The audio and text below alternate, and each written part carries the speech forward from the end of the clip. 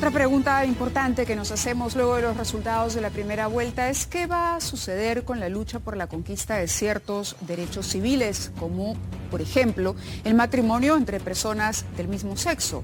Las propuestas progresistas han quedado más bien relegadas frente a los sectores conservadores. René Gastelumendi ha preparado el siguiente informe. Yo estoy a favor de la unión patrimonial, no del matrimonio de personas del mismo sexo. Matrimonio de personas, por ejemplo, del mismo sexo. ¿Ustedes están a favor o en contra? Yo creo que tendremos que recurrir al libro de Génesis, capítulo 2, versículo 24. Bueno, mira, lo que dice ahí es que el hombre y la mujer tienen que abandonar padre y madre y tiene que unirse en una sola carne. Nosotros defendemos acá a la familia.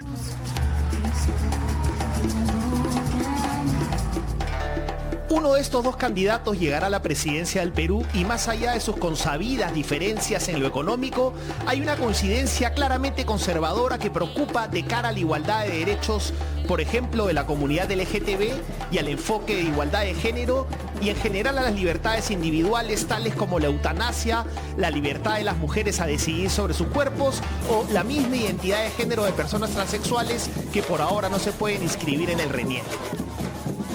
Ninguna de las dos candidaturas es favorable para esos temas. Ninguna de las dos. Ninguna de las dos candidaturas es favorable para la agenda LGBT y en ambas candidaturas, en parte del equipo de campaña, han tenido frases, acciones muy claras en contra de la agenda de la igualdad. Y a esto se suma un Congreso donde también pareciera que la mayoría de votos está en contra de cualquier tipo de avance para la lucha contra la discriminación.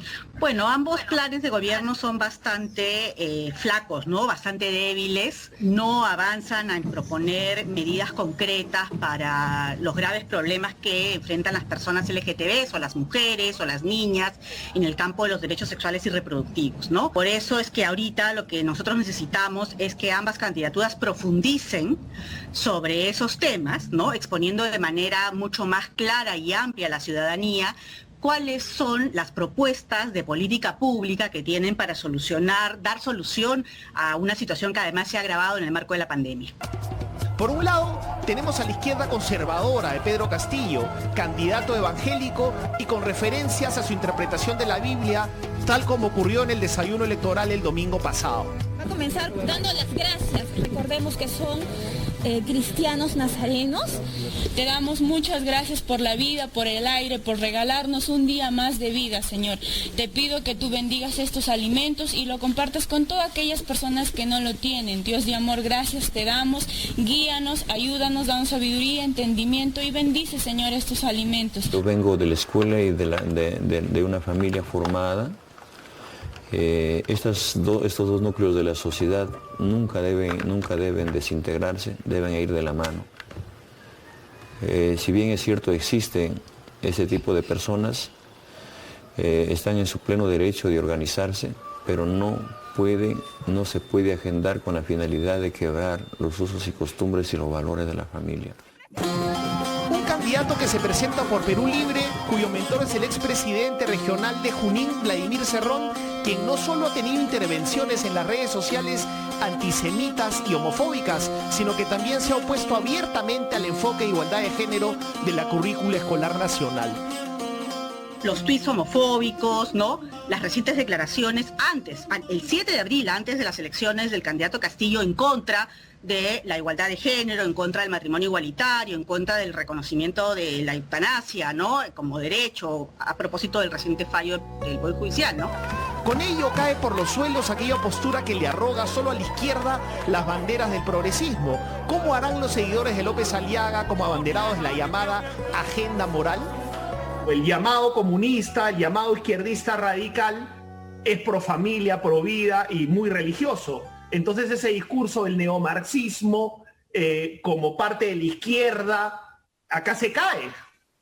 Así es René, exactamente. Por eso digo que el caso Perú 2021 es muy particular en América Latina, por tener un candidato católico que lidera el movimiento Pro Vida y Pro Familia y que jala a sus filas a un grupo de evangélicos, y en segundo lugar porque la izquierda radical, que la enarbola Pedro Castillo, también es Pro Vida y Pro Familia. O sea, esos dos casos no se habían dado antes en América Latina con tanta nitidez. Pero en el otro lado tenemos prácticamente las mismas banderas conservadoras. La campaña pasada Keiko Fujimori firmó hasta pactos con los grupos evangélicos más radicales, y el comportamiento de su numerosa bancada en el Congreso pasado respecto al aborto en casos de violación, por ejemplo, o la ley de crímenes de odio por cuestiones de género o la unión civil, ha dejado clara su postura. Quiero compartir unas reflexiones de la Biblia. Dice así: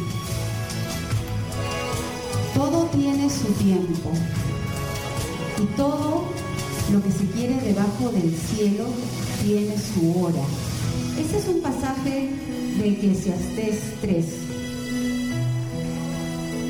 que lo he querido compartir porque creo que muchos peruanos están sintiendo lo que yo sentí ese día. Y por otro lado tenemos, por supuesto, el comportamiento del fujimorismo clásico, ¿no? Constante de su oposición en el Parlamento de proyectos de ley hasta crímenes de odio, ¿no? O sea, negarse a sancionar crímenes de odio contra las personas LGTB, su oposición a la unión civil, su oposición al enfoque de género también, ¿no? Generando una crisis muy grave en el sistema educativo peruano y hasta en la democracia. No permitiremos ningún tipo de discriminación. Son una minoría que merece toda nuestra atención para solucionar sus problemas y sus demandas. Lo haremos respetando también los derechos de quienes no comparten sus posiciones. Por ejemplo, proponemos la unión patrimonial para cautelar sus derechos patrimoniales y otros de índole solidario. Bolivia, que es un país conservador, tiene una ley de identidad de género. Chile, que demoró hasta el año 2005 en aprobar la figura del divorcio, tiene hoy unión civil y ley de identidad de género.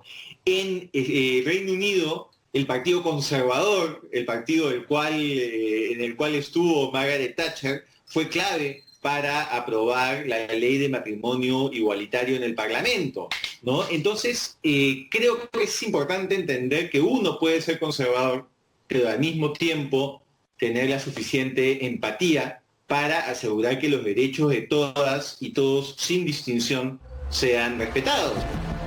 Más allá de la frase equidad de género en el capítulo de educación del programa de Fuerza Popular o la declarativa despenalización del aborto en el programa de Perú Libre, con los resultados actuales se evidencia que los grandes perdedores de estas elecciones presidenciales no solo han sido los partidos con posturas claras respecto a los derechos reproductivos, el derecho de las mujeres a decidir, la eutanasia o el matrimonio igualitario, sino también la igualdad de derechos y las futuras políticas públicas para consolidar esa igualdad.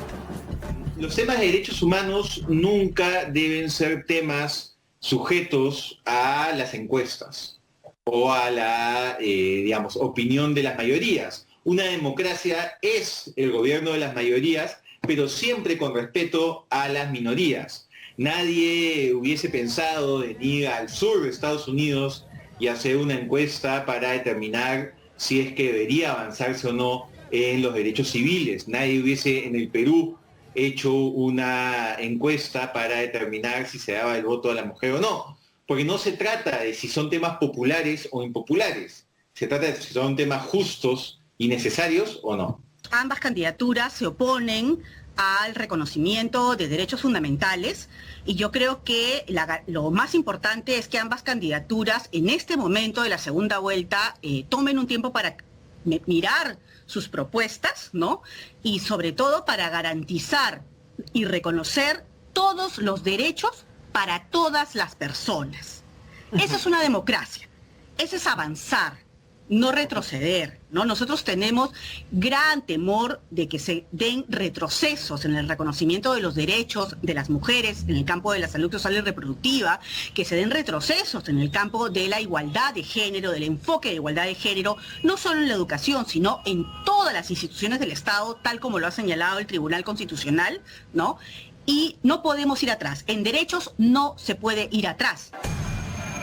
Además de decirnos por qué su programa económico es supuestamente mejor que el del rival, tendrían ambos que hablar de sus estrategias de compromiso con el Estado de Derecho y las libertades civiles de la población.